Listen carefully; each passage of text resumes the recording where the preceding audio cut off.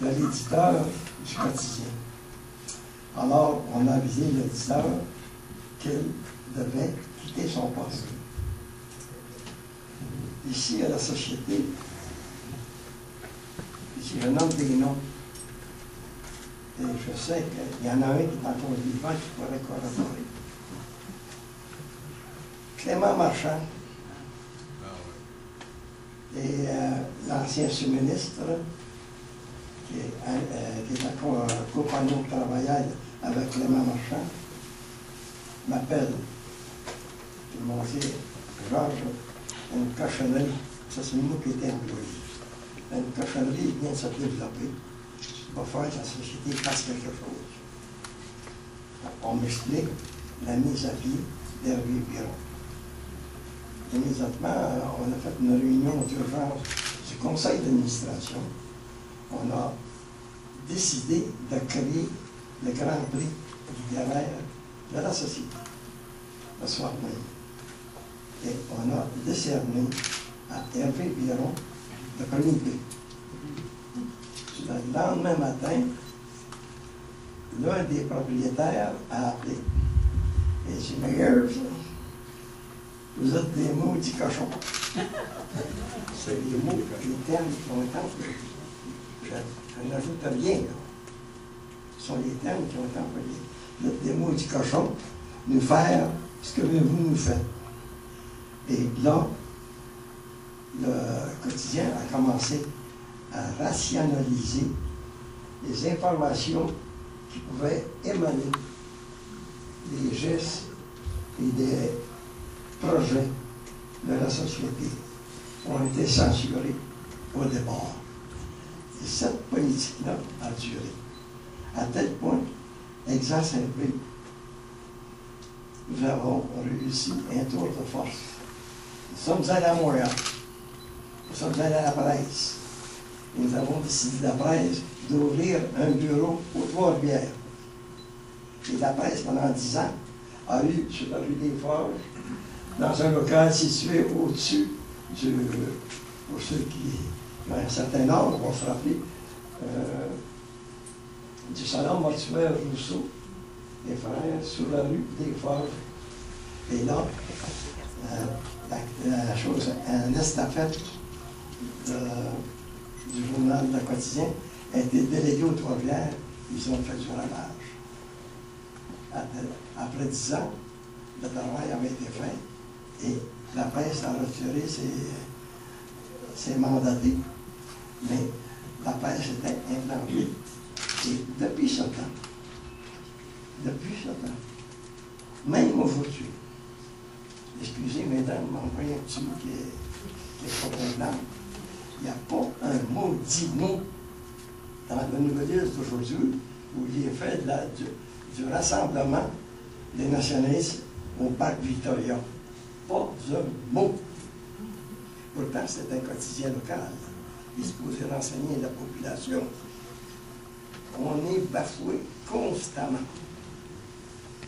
Il va falloir que la direction du Nouvelliste se lave les manches, constate qu'il y a une population qui est avide d'avoir des renseignements non partisans, mais quand même intelligents.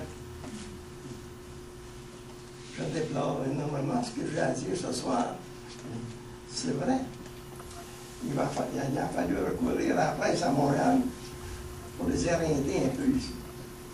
Mais ça n'a pas duré, ça recommence. Ce sont des amis maintenant. Hein? Puis là, ça mène. Ça mène?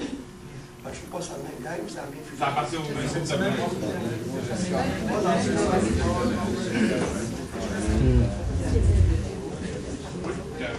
Je veux juste vous dire une chose, ça fait 15 ans que je ne fais plus Nouvelliste.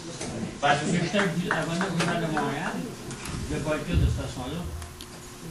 Mais je me demande s'il y en a pas d'autres qui font encore ça, bien plus je comprends. À cause de ce qui est arrivé justement à l'événement de Palaiso, dans les temps où les élections, c'était ça, mais il y a eu plein d'autres choses. Bien, ça, je suis parfaitement d'accord avec vous. Quand on regarde la presse, mettons, la presse, c'est Québec francophone qui fait vivre la presse, c'est la majorité de l'indépendantisme. À un moment donné, il faut aussi se responsabiliser. En tant qu'indépendantiste, on peut leur faire mal. On a juste arrêté de les acheter et lire tous ces articles-là sur Vigile. Hein? C'est parfait, ça ne coûte rien, puis on est au courant pareil, puis on le fait mal. J'en reviens, l'automne dernier, j'ai été faire un tour Pays Basque. Les Basques ont compris l'importance des communications dans une lutte politique. Non, pas Euskal Herria, qui est sur la frontière franco-espagnole. Ces gens-là défendent leurs journaux indépendantistes bec et ongle. Moi, quand je suis rentré dans la salle de presse de Gara, qui est leur quotidien indépendantiste qui est installé à San Sebastián, j'ai eu honte de nous en maudit. Ils ont un journal qui est aussi gros que la presse ici, là. C'est un quotidien super beau, aucune pub. Les abonnements, l'achat dans les kiosques, les indépendantistes se soutiennent. Évidemment, l'Espagne comprend que c'est une menace très importante à sa propre souveraineté, parce que on préconise l'indépendance d'Euskal Herria. Donc, le prédécesseur de Gara, c'était Egin. Madrid a fait fermer ce journal indépendantiste-là par les gardes civils espagnols qui sont rentrés dans le tas à coups de matraque et ont battu les rédacteurs. Ils ont fait la même chose avec le journal bascophone qui a précédé Beria. Moi, j'ai rencontré Marcelo Otamendi, qui est le rédacteur en chef aujourd'hui de Beria, qui est un journal simplement bascophone, là. Lui, quand il était directeur de l'autre journal, en 98, il s'est fait arrêter avec toute la direction du journal. Il a été emprisonné et torturé, parce qu'on pratique la torture aujourd'hui encore en Espagne. Les indépendantistes sont torturés là-bas. Ben, vous saurez que la journée où ils ont fermé le prédécesseur de Beria et Egin, il y avait des dizaines et des dizaines de milliers d'indépendantistes basques qui sont descendus dans les rues à Bilbao pour dénoncer cette situation-là. Ils ont levé un fonds ensemble, de plusieurs millions. Puis, dans les semaines qui suivaient, il y avait déjà des journaux indépendantistes qui avaient remplacé ceux que Madrid avait fait fermer. J'ai rencontré Maïté, la rédactrice en chef, là, vous m'excuserez, je ne suis pas capable de dire son nom de famille. Les noms basques, c'est un peu dur à prononcer. Elle m'expliquait, parce que le Canada et l'Espagne collaborent beaucoup, hein, ils échangent des trucs pour écraser leur minorité. Hein. Vous vous rappelez Stéphane Dion qui allait vanter les bienfaits de sa loi C20. Elle allait faire son petit tour en Espagne et tout ça. Et là, la rédactrice en chef de Gara m'expliquait, aujourd'hui, l'Espagne a compris que fermer un journal à coup de matraque et à coup de pied, puis c'est pas la meilleure des méthodes. Aujourd'hui, ils travaillent comme le Canada. Ils s'assurent de couper le financement du journal. Donc là, ils tentent de faire... Bon, ils jouent dans les rapports d'impôts de Gara et tout ça, puis ils tentent de faire croire que Gara est responsable de la dette qu'avait Egin, puis ils tentent de faire fermer ça comme ça. C'est la même chose qu'ils ont fait ici pour le Québécois. C'est modeste, le Québécois, là. Mais si vous saviez tous les coups fourrés que les libéraux nous ont fait, ils nous ont bloqué le programme de soutien à l'action bénévole, ils nous ont bloqué le Fonds Jeunesse Québec. On était inscrits, nous autres, on recevait plusieurs milliers de dollars quand on était à l'Association des médias écrits communautaires du Québec. Il y avait un service de placement publicitaire. On a été barrés là aussi. Ils nous ont amenés au bord de la fermeture. C'est très, très, très modeste comparativement à Gara. Mais la stratégie est la même. S'assurer de fermer tout ça en douce. Ça n'a pas l'air, pour les citoyens ordinaires, ça n'a pas l'air d'une atteinte à la liberté de presse et tout ça. Donc, c'est pour ça, l'Organisation du Québécois, souvent, moi, il y en a qui disent, ouais, mais les Basques, ils sont quand même un peu en chicane avec Paris, puis Paris, c'est comme nos amis aussi. Oui, mais nous, moi, quand je m'informe, puis je m'inspire de leur lutte, c'est pour aussi comprendre ce qui pourrait peut-être nous attendre.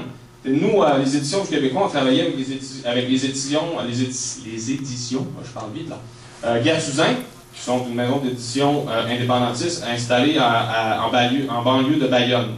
Les Basques Nord, c'est en France.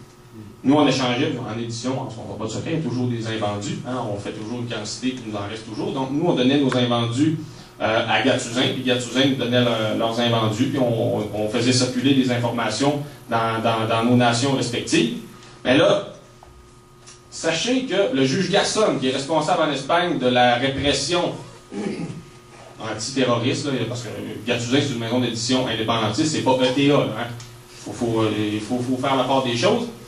Ben, ce qu'ils font maintenant, c'est que le juge Garçon a émis une commission rogatoire à Madrid. La juge Laurence Levert en France l'a appliquée. Donc là, c'est rendu que c'est Madrid qui décide de ce que les tribunaux français vont faire. Et là, ce qu'ils font, c'est qu'ils saisissent les comptes